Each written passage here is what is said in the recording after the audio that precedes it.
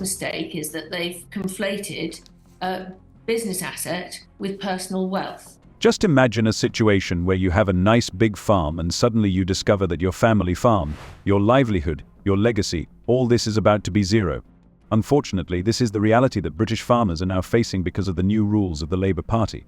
Starmer struggles to explain why destroying family farms is a good idea. Every day seems to bring a new existential risk to British farming.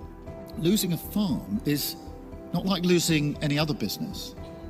It can't come back. That's why the lack of urgency from the government, the lack of attention to detail, the lack of long-term planning, it's not on. You deserve better than that. Elon Musk is shocked by this government and calls on them all to resign. This is a full-scale attack on family farms all over Britain. His new inheritance tax, which they are promoting, is a blow aimed at our agricultural heritage. After the budget changes were made to the inheritance tax for farms worth more than £1 million. In fact, from the point of view of farming, this is not such a large fortune. Do not forget about the luxurious estates. The richest man in the world, a guy who dreams of colonizing Mars, suddenly became an expert on British agriculture. Musk is sitting at his computer, probably surrounded by rocket parts, and decides to send a message on Twitter to Keir Starmer. His words resonate with many people. Farmers and ordinary Britons alike support him. Our farmers are the backbone of this country, and it's high time someone stood up for them. It's amazing that the richest man in the world protects British farmers better than our own government. It's like a policeman asking a grandmother to catch a thief. I would prefer Starmer to protect our farmers rather than sit and do nothing like everyone else in Westminster. But despite the importance of the social aspect, many still perceive agriculture only as an economic unit. We must understand that farming is not just a business, but a part of our common heritage and cultural identity. It lays the foundation for communities, shapes the landscape, and supports the traditions that make our country unique. What is happening now threatens entire generations who have grown up with an understanding of the value of rural life. Politicians must stop ignoring the voice of people with experience and knowledge and start acting to preserve our agricultural environment for future generations. Let the changes come not from billionaires but from the government. This should be a top priority among the leaders, especially in the context of global changes threatening our agricultural sector. We cannot remain indifferent when our future is at stake. After the autumn budget included changes to inheritance tax for farms worth more than £1 million.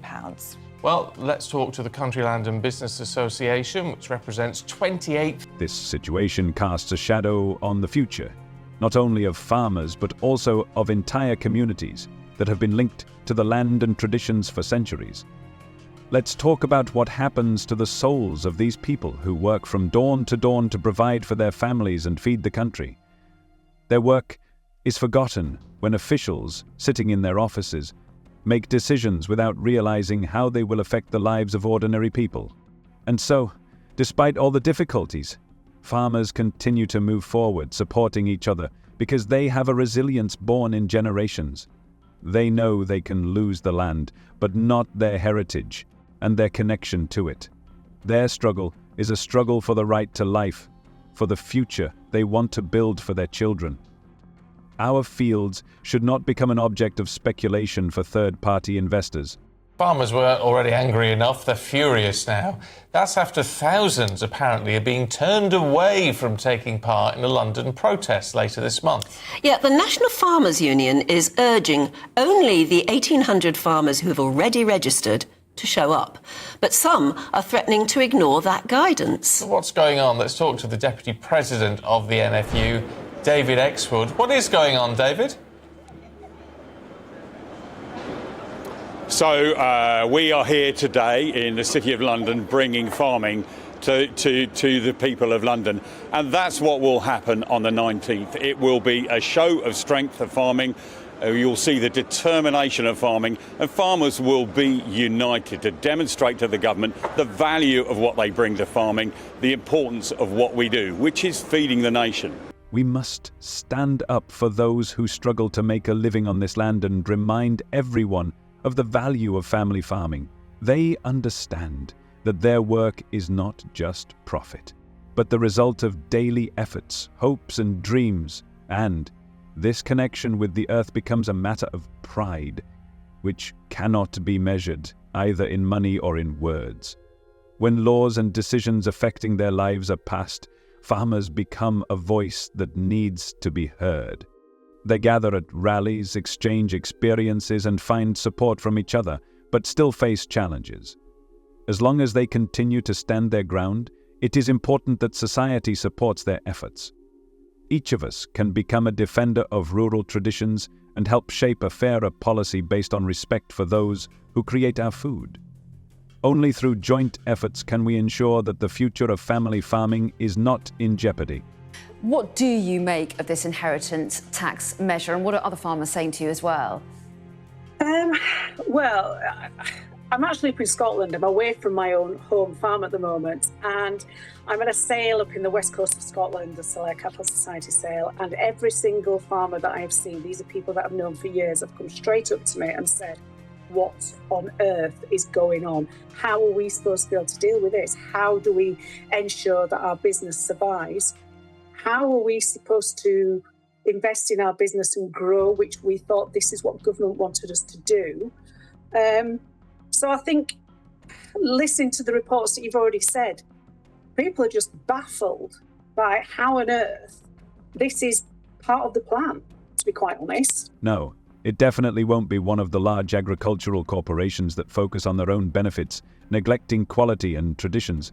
Instead of taking care of our well-being, they only seek to maximize their profits by sacrificing sustainable agriculture for short-term financial goals. That's where the real threat lies, in the destruction not only of farms, but also of the very fabric of our society. And what will happen to small businesses? How can they survive in the face of increasing competition from faceless corporations?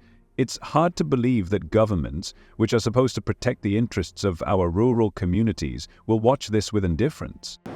So there's many things wrong with the budget. They brought in a measure on inheritance tax that's come in without any notice, and it's massively destabilised the industry. But look, there's many measures in the budget, and actually what they've done is threaten food supply. You've seen the retailers joining with farmers to say this is going to have an inflationary effect, and we're concerned about the future of food supply in this country. And that's why farmers are so determined, so passionate. They're proud of their industry. They're going to be proud today. We do a great thing. We feed the nation, and they want the government to understand that and understand the impact of what they've done. Labour must be prepared to answer for its actions, which only deepen this chasm of inequality. The past has taught us that only in unity can we face the challenges of time. It is important to remember that our actions today will determine the future of our children and grandchildren. By protecting the countryside, we preserve our culture, traditions, and the integrity of society.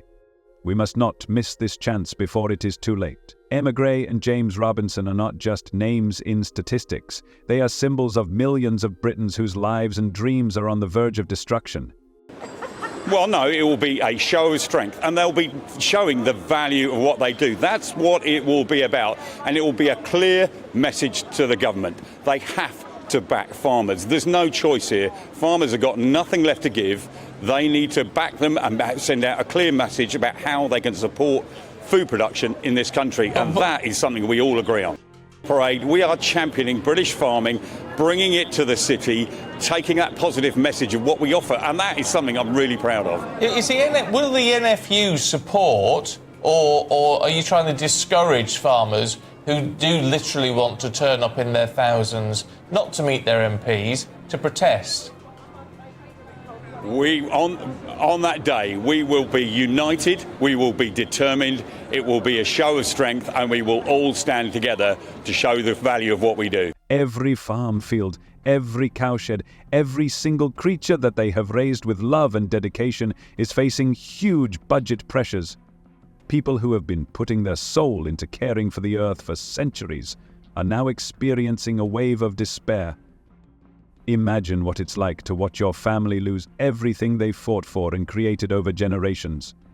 Behind each figure in the tax report are destinies, hopes, and dreams for the future. We are crying out for justice. Farmers are not just expressing discontent. They are fighting for their identity, for their families, and for the future of their children. And this is a struggle of increasing strength, in which a cry for help is heard throughout the country.